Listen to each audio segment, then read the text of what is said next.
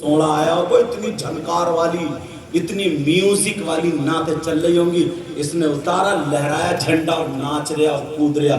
نبی کا غلام کیا ناچ سکتا کیا؟ نبی کا غلام کیا کولے مٹکا سکتا کیا؟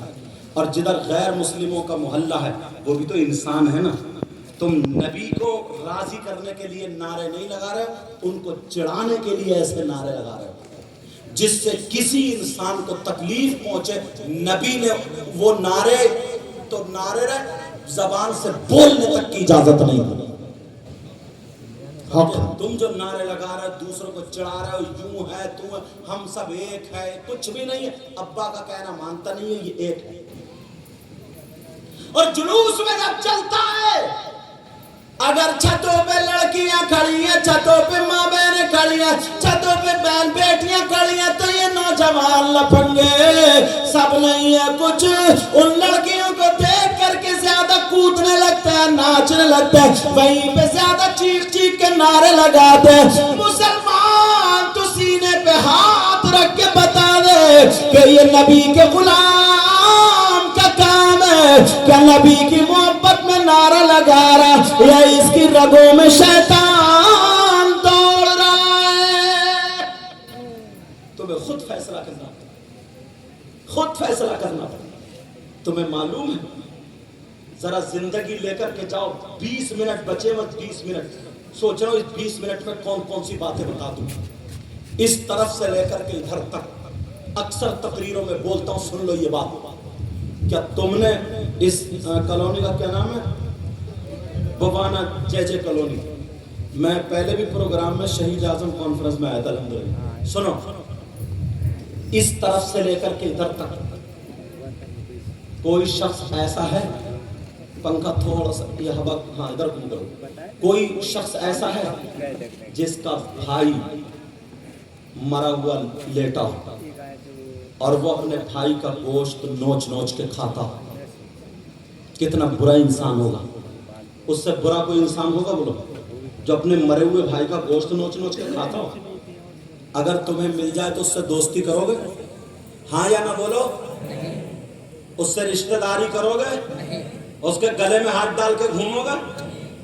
اب میری بات ہو تو پلٹا دو، ان کی ہو تو پلٹا دو۔ اللہ فرماتا قرآن پاک میں، وَلَا يَغْتَبْ بَعْضُكُمْ بَعْضًا أَيُحِبُّ أَحَدُكُمْ أَن يَأْكُلَ لَحْمَ أَخِيهِ مَيْتًا فَكَرِهْتُمُوهُ۔ پوچھو ان سے قرآن پاک کی آیت ہے یا نہیں ہے؟ پوری دنیا غلط ہو سکتی ہے مگر اللہ کا کلام غلط نہیں ہو سکتا۔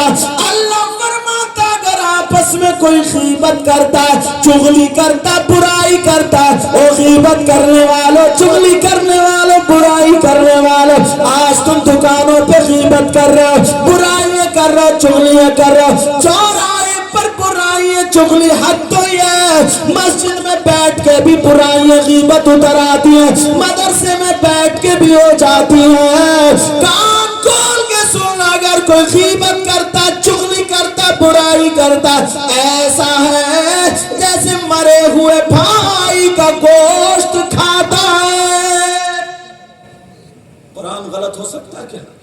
بولو، کبھی سوچا کتنے بڑ برائی کر کے گزر جاتے ہیں؟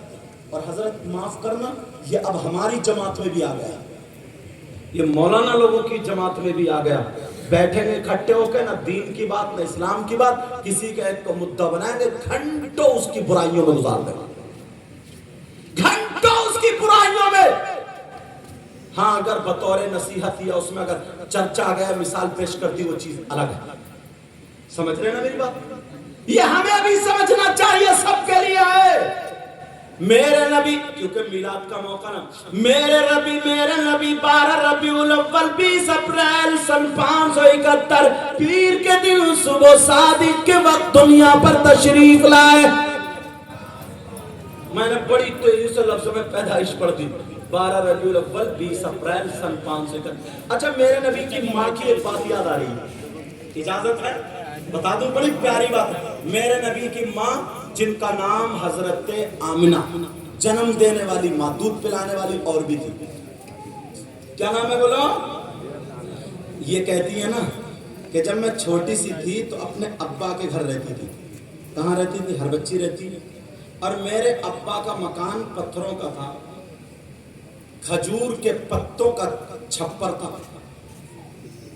جب میں ننگے پاؤں ہو جاتی تھی, چلتی تھی, تو نوکیلے پتھر میرے پاؤں میں اتنے چبھتے تھے, اتنی تکلیف ہوتی تھی کہ میں پکڑ کے بیٹھ جاتی تھی اور پھونکا کرتی تھی, تو جا کے وہ تکلیف کو سکون ملتا تھا. حضرت آمنہ فرماتی ہے جب میں جوان ہو گئی تو یہی معاملہ تھا. اب میرا رشتہ حضرت عبداللہ سے ہو گیا, رخصتی ہو گئی, شادی ہو گئی, وہاں چلی گئی. حضرت عبداللہ کے مکان میں گئی, ان کا بھی یہی معاملہ تھا, ان کا بھی پتھریلا علاقہ تھا. اور جب میں ننگے پاؤں چلا کرتی تھی تو پاؤں میں چبھتا تھا, بڑی تکلیف ہوتی تھی.